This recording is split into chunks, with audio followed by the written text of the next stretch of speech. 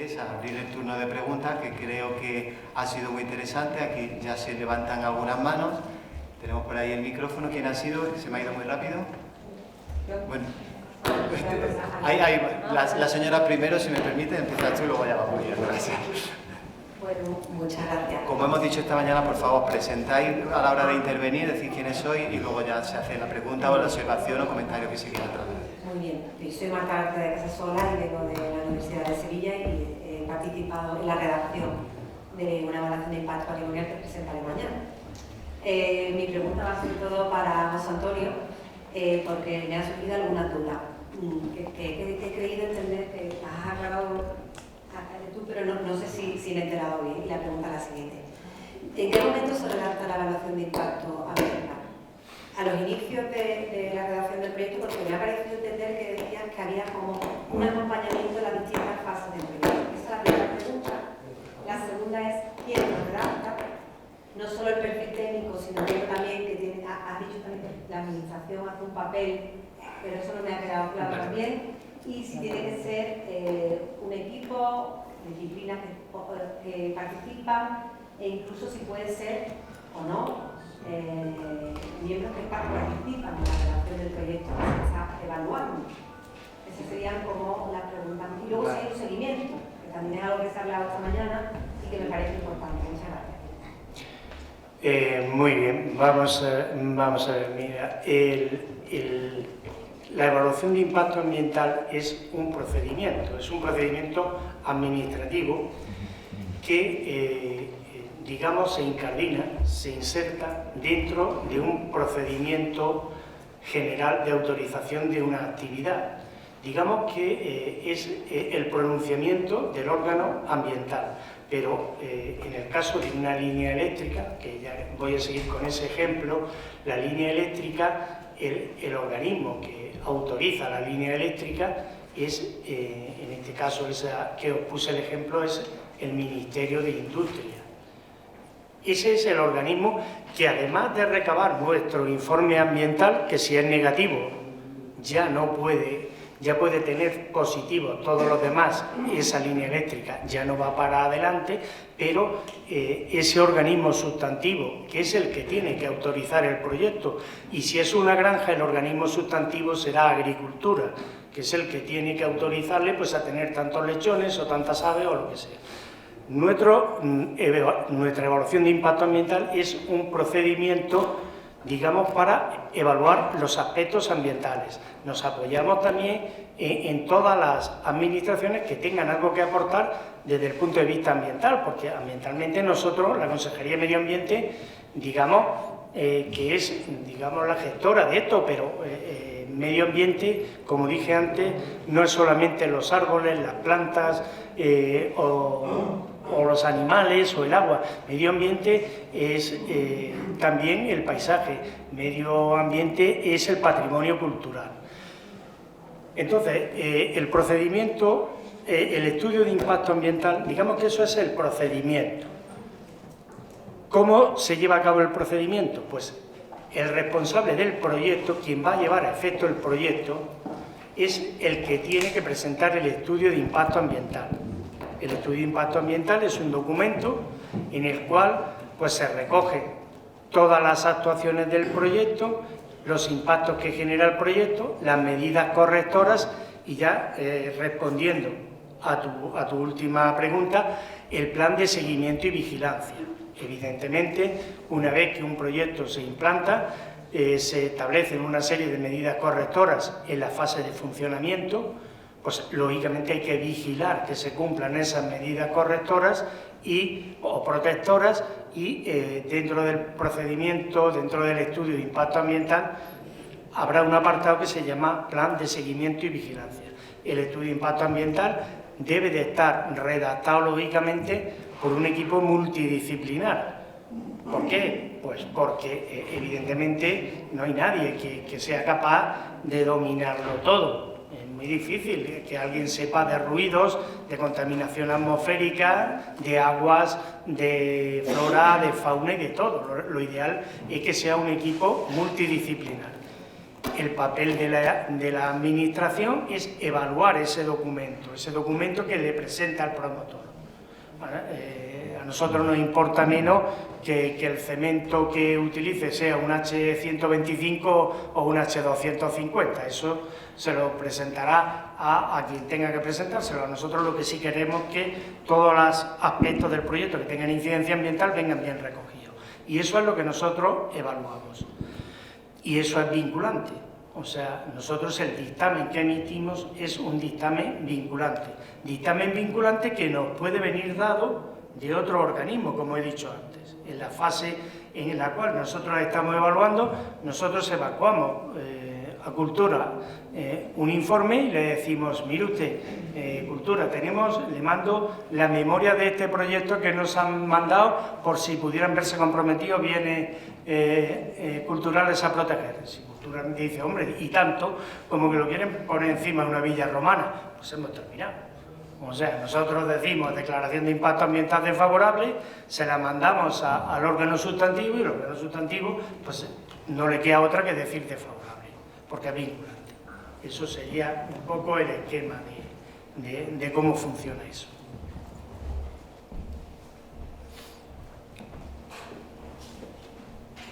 Buenas tardes. ¿Me escucha? Soy Lorenzo Sánchez, técnico de patrimonio del Ayuntamiento de Baja. Bueno, pido disculpas, tengo pequeña dificultad para poder hablar. Mi formación es como geógrafo y arqueólogo, o sea que toca un poquito las cosas. Llevamos toda la mañana hablando de paisaje cultural. Yo me gustaría que alguien de la mesa, como no hemos hablado antes, que se defina qué es paisaje cultural, porque me parece que hay una pequeña definición al respecto. Yo he hecho en falta una concreción, la ley andaluza, que comentaba antes que estaba integrado en la zona patrimonial, pero una definición un poco más clara de la legislación, tanto a nivel autonómico como nacional, de ese concepto. Por otra parte, la posición de Juan Manuel está claro que los que tenemos que gestionar día a día de protección del patrimonio estamos encorsetados con el tema de los ámbitos de las definiciones físicas.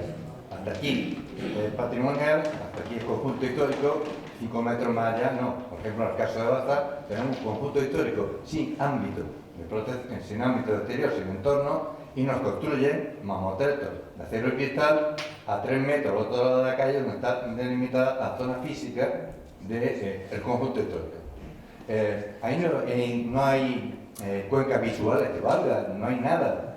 O sea, lo considero simplemente adelante. Luego, por otra parte, no creo que sean equiparables la cuestión del impacto ambiental y patrimonial, en el sentido de vista del patrimonio histórico, puesto que lo ambiental, digamos que no está encorsetado, el territorio no tiene límites, mientras que el patrimonio histórico los tiene. Artificiosamente los tiene.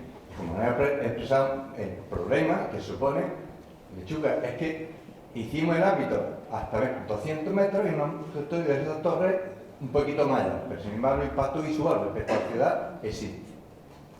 Luego, te plantea que se hace la consulta a Cultura cuando hay un estudio o un impacto ambiental integral. Pero creo que estará todo el mundo de acuerdo conmigo que el listado de yacimientos arqueológicos que tiene la Junta de Andalucía supone apenas un 10% de los existentes del mundo. Yo he participado en la relación y he hecho el catálogo de protección del PU de Baza. Yo he llamado muchas veces a Granada, le he dicho, es que hay un yacimiento, y Granada me dice, es que no tenemos constancia, puesto que no está en el registro andaluz del patrimonio histórico. Y la legislación dice que cuando se hace el plan general se haga un catálogo de protección. Si ese es el catálogo de protección después no va al Estado andaluz, ¿de qué está hablando? Entonces, por lo tanto, me parece que son escalas muy diferentes. Ustedes sí lo abarcan todo, pero en el caso del patrimonio histórico hay una concreción, una limitación muy fuerte, mientras que no haya una definición más clara de qué es paisaje cultural. Yo creo que no tenemos una herramienta realmente de actuación. Ya por último, no quiero extender, usted ha hecho alusión a la línea Cartagena-Baza. Bueno, yo soy de Baza. Y usted ha hecho referencia a la cantidad de nuevas centros de producción de energía renovable. Esta mañana se ha hablado del impacto de la energía renovable, y en esa línea Cartagena-Baza, en Baza no vamos a ver ni un voltio de esa línea. Pero eso sí, a mi mesa llega todos los días un montón de solicitudes de campos solares, de campos eólicos. Estamos en lo de siempre. Vamos a ver si que está muy bien lo de ciudades del patrimonio de la humanidad, ciudades del patrimonio mundial y tal, pero el paisaje me parece que necesita de una protección más integral en el término de ustedes, que no se circunscriba a un pic o estrictamente una ciudad patrimonio de la humanidad, porque hay muchos paisajes que podrían tener una calidad antrópica y natural susceptible de formar parte de esa figura, y que puesto que no son BIC, no son patrimonio, o no están en un listado de una consejería, simplemente se destruyen. Muchas gracias.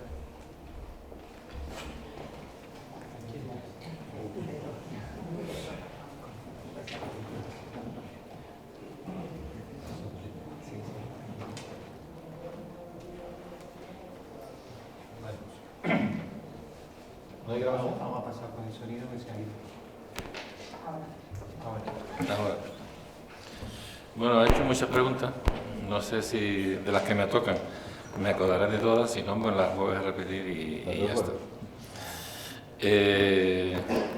Sí me acuerdo que has preguntado por la definición de paisaje cultural.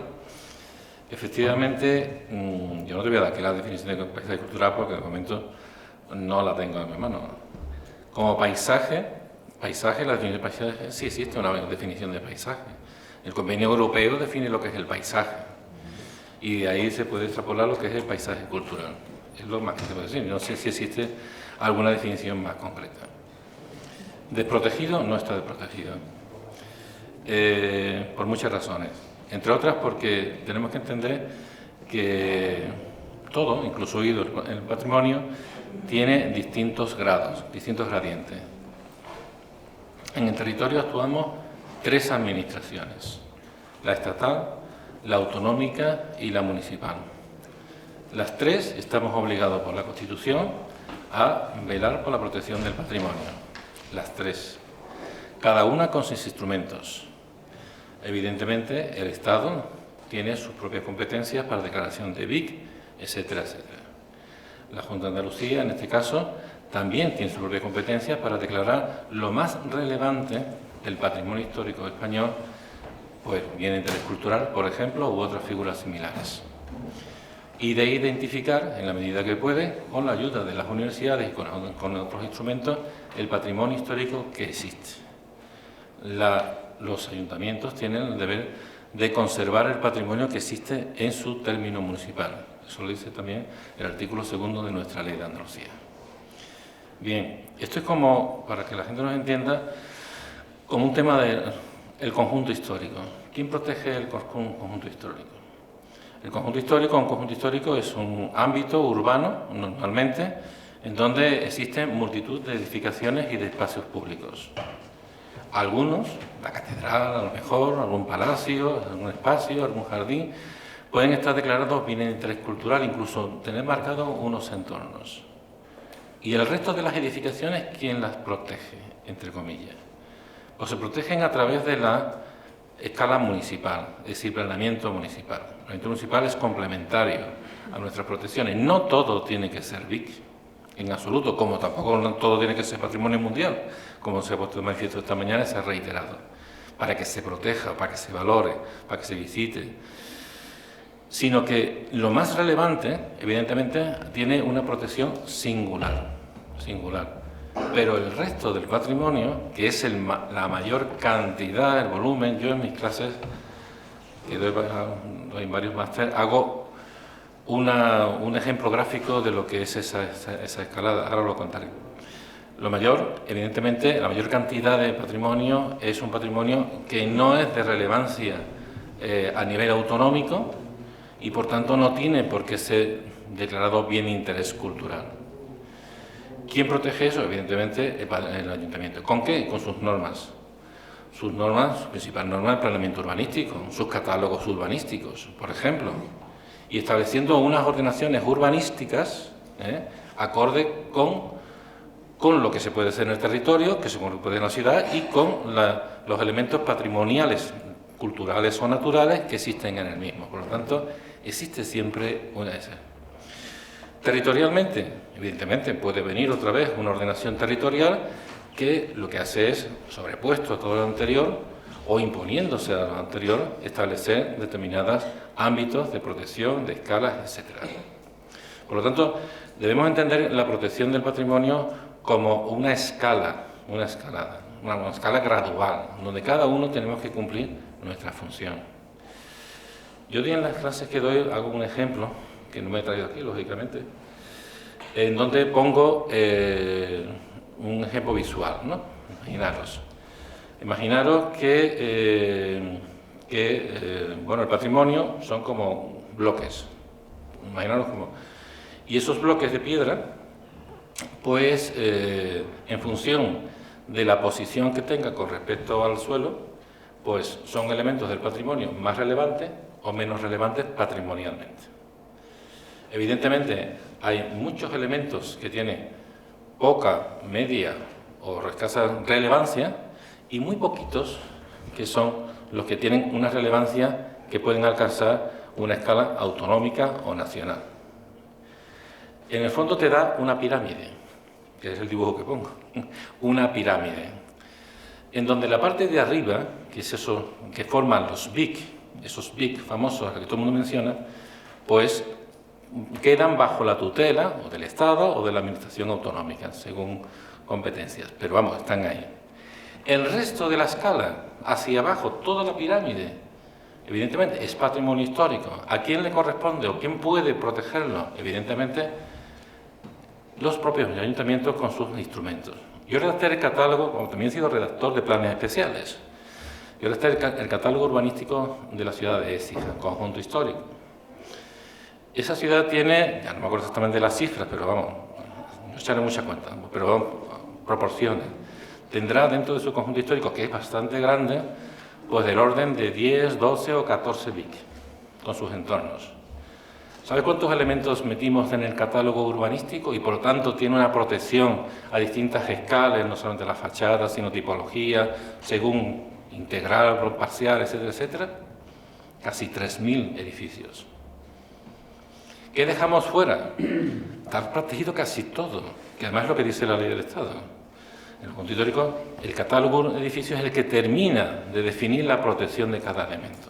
No todo tiene que ser BIC, es distinta. Entonces, ahí yo creo que tenemos que las administraciones, las distintas caras de las administraciones, compartimos responsabilidades y compartimos instrumentos y tienen que ser escalonados. ¿Sí? Por cierto, que en mi dibujo ese que utilizo, si quieres lo cojo, yo creo que lo tengo por ahí en algún sitio, pero vamos, en esa pirámide que pongo, ¿no?, en donde arriba, solamente el triangulito de arriba, de alguna forma, serían los BIC, ¿no?, pero el resto, digamos, es competencia municipal. La última piedra, la que está más arriba del todo, que sería, siempre digo lo mismo, sería la piedra perfecta, una piedra que ha dejado de ser piedra para convertirse en diamante, y que irradia y que sirve de ejemplo, eso sería el patrimonio mundial. ¿Lo visualizáis? Bueno, pues esa es la escala, ese es el modelo en donde se integran todos los elementos patrimoniales que existen, protegidos, no protegidos, etcétera, etcétera, y las distintas administraciones, incluido UNESCO, en ese dibujo mental que os he hecho, pues estaría compartido. Por supuesto, ya no me acuerdo del resto de las preguntas que me has hecho, o sea, que repetirlas, me he enrollado con esto. No, sí. Circunscrito un poco lo urbano, quizás. ¿Perdón? El paisaje, pues... Sí, pero esto que he hecho con el conjunto histórico, porque me es más fácil, más familiar y quizás todo lo tenemos visualmente, con el territorio que me está, es exactamente igual. Es decir, el hecho de que al lado siguiente de la línea de Basa, que era de Basa, ¿no?, se cree o se puede hacer un edificio pues de X plantas y que tú consideras con toda la razón del mundo que no es el lugar más adecuado, puesto que, digamos, no hay una transición, pues evidentemente es porque hay un planeamiento municipal que lo permite, si no, no podría hacerlo. Segundo, no tiene entorno porque en ese momento no se valoró que existiera entorno. De hecho, normalmente los BIC muy antiguos o relativamente antiguos, que son la mayoría, pues no tienen entornos. No tienen entornos definidos. Nosotros, por ejemplo, en Andalucía, pues como ya nos cansamos, no abarcamos la cantidad de expedientes de entornos, creamos por ley una disposición adicional que creábamos entornos automáticos. En todo lo que, claro, pero nos lo acotaron, y si no puede ser todo, entonces nos necesitamos, bueno, pues los monumentos al menos los monumentos, ¿sabes? Pero en cualquier momento se puede definir cuál es el entorno de la ciudad de Baza. Hay conjuntos históricos que tienen entorno, o sea, se puede pedir y se pueden hacer, ¿no? Se puede valorar y se puede hacer. Pero el primer instrumento que lo tiene que regular, evidentemente, es la normativa urbanística. A mí me llegan muchas cosas y digo, bueno, y esto desde el ayuntamiento solicitudes, y bueno, ¿y esto por qué no hace el ayuntamiento si tiene en su mano los propios instrumentos para hacerlo, para limitarlo? No todo puede ser EVIC, no tiene sentido que todo sea EVIC, porque estamos desfigurando literalmente la figura, igual que todo no puede ser patrimonio mundial, porque también estamos desfigurando la figura, no solo porque la gestión se nos multiplica enormemente, sino porque estamos desfigurando, ¿no? Y no sé, yo le daría la palabra a otro compañero, a que hable algo. Bueno, yo un poco por contestar a lo que tú me hablas del paisaje, de que nosotros actuamos en ámbitos más amplios que pueda ser el tema del patrimonio histórico, artístico, ceñido a un lugar concreto. Nosotros sí que actuamos en el tema del paisaje. Yo te puedo decir que muchos proyectos, en particular, por ejemplo, extracciones mineras a cielo abierto, han caído exclusivamente por el impacto paisajístico. O sea, se ha dicho a una cantera que no, porque supone un cortado. Si estáis hartos como casi todos, de ir para Sevilla y tal, hay algunas que bueno, desde 20 kilómetros antes se está viendo un monte partido por la mitad. Supongo que esas canteras son muy anteriores a que existieran estos instrumentos, pero esto ahora ya sí que se tiene muy en cuenta, en particular cuando esas canteras o esas actividades pueden tener otra ubicación, porque si son unas canteras para extraer un mineral raro, como ocurre por ejemplo en las canteras de Montevives, donde se extrae la celestina, que es uno de los principales yacimientos mundiales, pues tienen que estar ahí. Dejen el cerro de Montevives como lo dejen, pero si no lo sacan de ahí, no lo pueden sacar. Pero si son canteras que son de caliza, pues esas canteras pueden ponerlas en muchísimos otros sitios. Por eso decía el tema del examen de alternativa. Quiero decir que el paisaje desde un principio se ha tenido muy en cuenta. Y en cuanto al tema urbanístico, también os digo que los planes urbanísticos y los planes de ordenación supramunicipal se someten también a los instrumentos, a estos instrumentos que os hablo de prevención ambiental, en este caso en Andalucía la autorización ambiental unificada, con lo cual se articula un procedimiento al margen o simultáneo con el propio procedimiento urbanístico, en el cual, con su información pública, todos los ciudadanos pueden participar, elaborar, oponerse, sugerir respecto a esa planificación urbanística que se va a llevar a efecto. Luego ya ahí están los distintos organismos que puedan pronunciarse para decidir cómo va a quedar finalmente ese PGU, ese plan general o ese instrumento.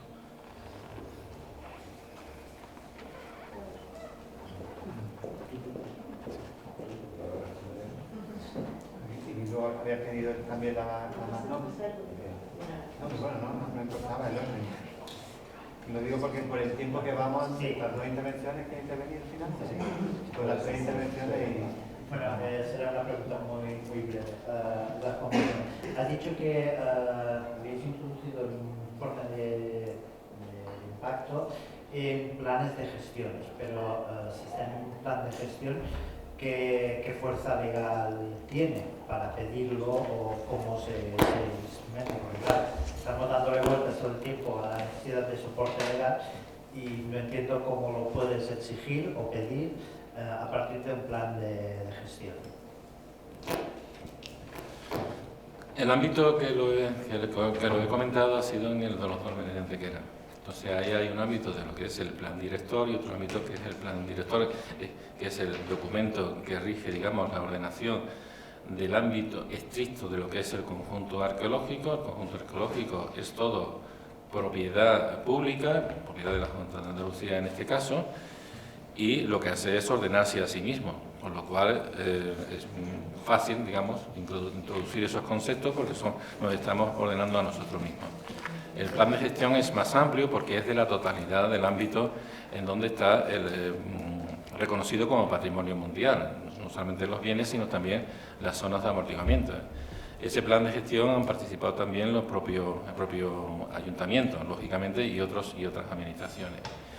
¿Qué ocurre? Que evidentemente no es el plan de cómo se gestiona, pero no cómo se ordenan los espacios, es decir, ese plan de gestión deriva a planes urbanísticos, deriva a distintos ámbitos. Entonces les impone desde el plan de gestión que tienen que realizar incorporar en esos instrumentos de ordenación menudo ya lo que es la evaluación de impacto patrimonial de todos aquellos espacios que supongan pues una perturbación, como mínimo, de lo que son los valores universales excepcionales. En el caso de los dólmenes, pues por ejemplo, no fue una evaluación, pero sí fue durante el proceso, se decidió, no he traído imágenes por no complicar más esto, pero existía un museo que estaba justamente en la trayectoria visual entre lo que es los Cueva de Menga y lo que es la Peña de los Enamorados. Entonces, ¿qué pasa con ese museo? Pues que al final se decidió, bueno, se nos obligó a tener que reducir la escala, cambiar colores, en fin, a hacerlo mucho más integrado en el paisaje. Pensábamos todos, bueno, muchos pensábamos que nos iban a decir que lo quitáramos de ahí y se trasladara a otro sitio, pero simplemente lo que hizo fue reducir considerablemente el impacto, ¿no? Claro, es un ámbito que es nuestro. En la escala de lo que es la totalidad del ámbito reconocido como patrimonio mundial, incluyendo la zona de amortiguamiento, pues como indicaba, pues hay polígonos industriales, hay carreteras, hay no sé cuándo. Entonces lo que se hace es que se le exige al planeamiento urbanístico, que está en redacción y que tiene previsto eso, pues cómo hacer una ordenación menuda de esos espacios y cómo tratar lo que son los paramentos de las naves industriales, la escala, etcétera, y de alguna forma pues establecer, es prácticamente un dibujo, genera un dibujo de cómo sería la imagen final de ese polígono. Plan especial que aún municipal que aún no ha llegado a su final de tramitación, pero que de alguna forma está ya ahí. Si surgen en algún momento otros elementos que puedan generar eso, bueno, pues tendrán en cuenta. Entonces, está dentro de lo que es eso, pero no es porque el plan de gestión ordene los espacios. Tenemos un ámbito muy complejo, muy grande, entonces pues hay sus propios instrumentos, como son los urbanísticos fundamentalmente, que son los que ordenan los usos, escalas, alturas, edificabilidades, etcétera, etcétera. No sé si te pregunto de contestar. Más o menos.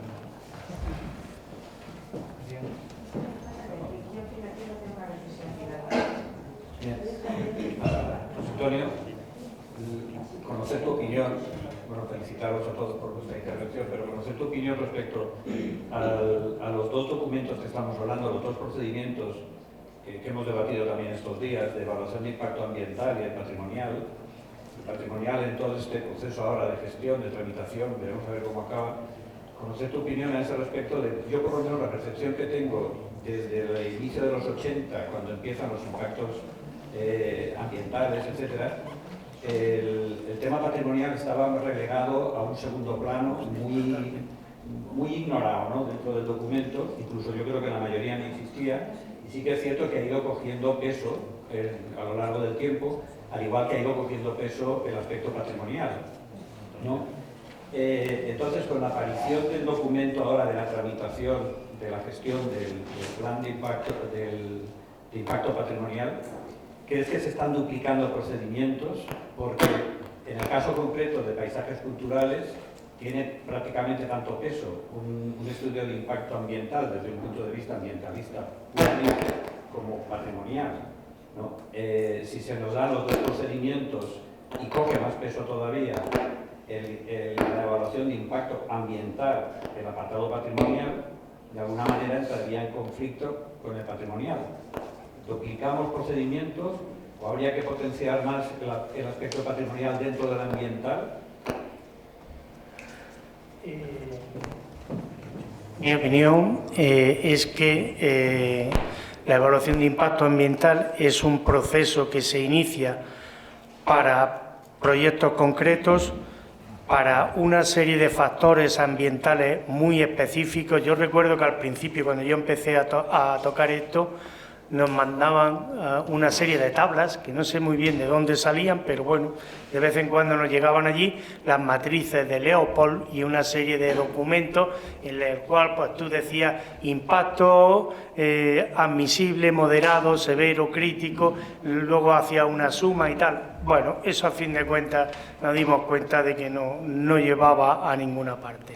Quizá a lo largo de la maduración de todo ese proceso, quizá lo más acertado ha sido el procedimiento de autorización ambiental integrada o unificada, o como se le quiera decir, en el cual participan distintas administraciones que a su vez hacen su propia evaluación. ¿Por qué? Porque son los que mejor conocen su campo. O sea, pensar que ya va un técnico que se pone a hacer una evaluación de impacto ambiental, se tiene que curtir bastante, porque allí le llegan industrias de todo tipo y se tiene que poner a evaluar una industria química, a estudiar los procesos químicos, los inputs, los outputs de productos, las repercusiones que eso pueda tener para un sitio, para otro, para el agua, para la atmósfera. Es un tema muy multidisciplinar. Si a su vez entramos a valorar, aparte de todos los factores del proyecto en sí, la afección que pueda tener a otra serie de factores, de valores ambientales, como puede ser el patrimonio, hombre, yo creo que lo suyo es que el organismo competente, el que sabe, el que tiene los técnicos preparados, sea el que evalúe ese impacto patrimonial, que diga si es admisible o no es admisible. Evidentemente, si se integra en el procedimiento general de autorización ambiental única, pues lógicamente ese pronunciamiento va a ser vinculante, como ya de por sí lo es. Lo mismo que dejamos a criterio de las confederaciones que nos digan si el vertido que plantea ese proyecto en ese punto es admisible o no lo es. Eso es lo que cómo esto se va a articular. Yo pienso que sí, que tal y como van las cosas, se introducirá en esas autorizaciones ambientales integradas.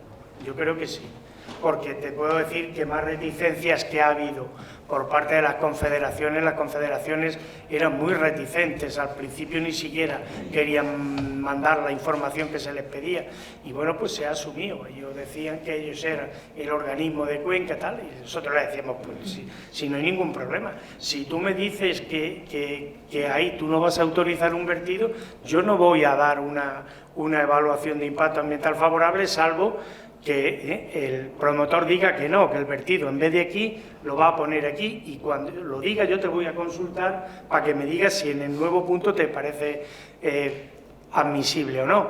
O sea, que yo lo veo, vamos, tampoco soy adivino, pero lo veo más bien dentro de un proceso integrado. Lógicamente, lo mismo que la Confederación evalúa el vertido, vosotros el patrimonio histórico lo tendréis que evaluar vosotros, claro. Yo voy a dar solo mi opinión desde el punto de vista jurídico. Yo soy más escéptico. Quiero decir que a lo largo de lo que es la evolución normativa, desgraciadamente, ciertamente nos hemos encontrado con duplicidades. Aquí el reto está en el que el legislador, cuando hablo del legislador, tanto el rango legal como luego el desarrollo reglamentario por parte de los distintos gobiernos, ya sea estatales y autonómicos, es hacer el esfuerzo de la armonización, que hoy día parece que está más un poco ese principio un poco olvidado, y salen leyes parciales que lo único que hacen es pisar una a otra. Un buen legislador es aquel que estudia todos los efectos que tiene alrededor y completa y complementa la legislación que exista, no la contradice ni la duplica. Ese sería el gran esfuerzo que ahora que abordamos con una experiencia que tenemos en el ámbito medioambiental, también que la patrimonial no nos hagamos un reino de taifas, sino que sepamos dar nuestra identidad propia, pero complementando lo que ya existe, mi opinión. Y creo que había una última. Bueno, hay otra pedida. Vamos mal del tiempo.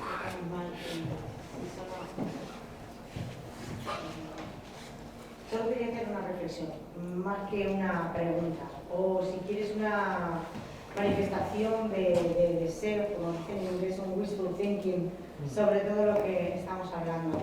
Y es que hemos traído aquí en concreto a José Antonio como ponente, como experto en evaluaciones de impacto medioambiental, para que nos ponga de manifiesto la ejemplaridad y los pasos que debemos seguir para llegar a hacer de las evaluaciones de impacto patrimonial algo realmente útil, realmente válido.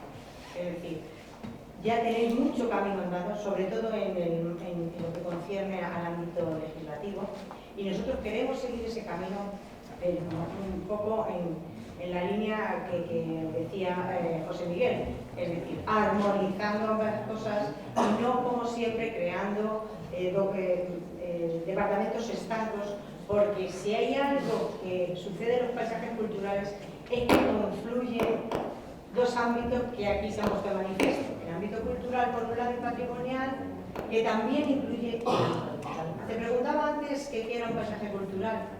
Un paisaje cultural en el contexto del patrimonio mundial es la obra conjunta del hombre y la naturaleza con un resultado de valor universal excepcional. Esa es la definición de un paisaje cultural en el ámbito del patrimonio mundial.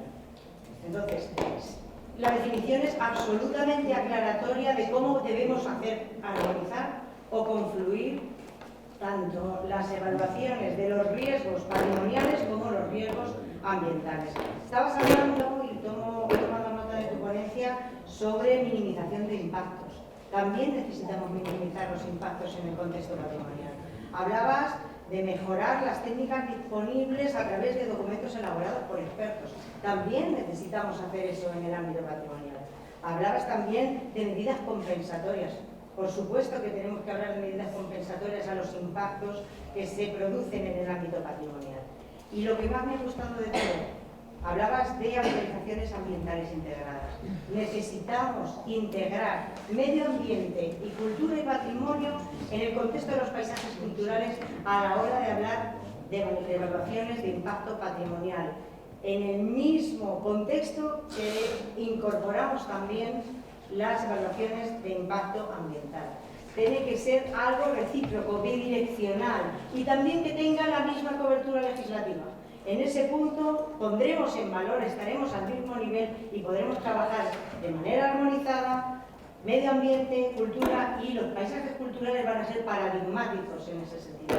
Creo que ese es un poco el resumen que podríamos hacer sobre esta mesa. Sí, había alguna mano más levantada, pero vamos, si es muy breve, tiene que ser muy breve, porque ya vamos bastante pasados de tiempo.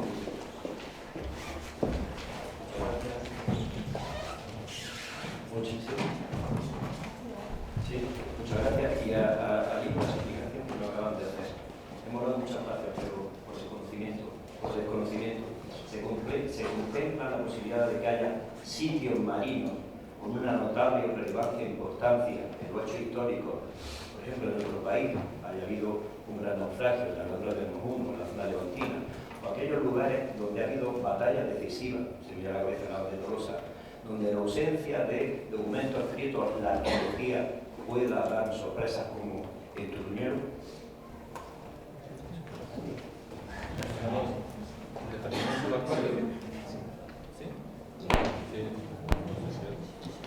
El patrimonio subacuático, el patrimonio subacuático, precisamente Andalucía es pionera en la protección del patrimonio subacuático, con declaraciones de especies concretos, de espacios concretos, pero también de la identificación de áreas en donde, que se llaman, están en la ley, zonas de servidumbre arqueológica, que son aquellas áreas donde se sabe que ha habido una batalla, donde se sabe que hay muchos hundimientos, por ejemplo, toda la bahía de Cádiz, aquello está lleno de pecios, es lógico, en donde se toman, con el objetivo de tomar medidas cautelares a la hora de mover los fondos o cualquier tipo de cosa que pueda deteriorar pecios desconocidos. Si se hacen zonas arqueológicas BIC, precisamente, de aquellos especies conocidos, aquellos espacios protegidos, y zonas de servidumbre ecológica sobre aquellos donde se presume la existencia de restos arqueológicos, en este caso de pecios. Figura que también se puede utilizar perfectamente en el ámbito terrestre. Lo que pasa es que en el ámbito subacuático o del mar ha sido donde primero, o quizás primero, sí, yo creo que la primera vez, y sobre todo mejor está definido o parece como más oportuno, ¿sabes? Pero que eso existe, está en la legislación ahora mismo, por lo menos en Andalucía, y bueno, y está, eso está. Reiterando el agradecimiento a los dos ponentes que han estado hoy aquí, vamos a pasar a la siguiente mesa. Muchas gracias.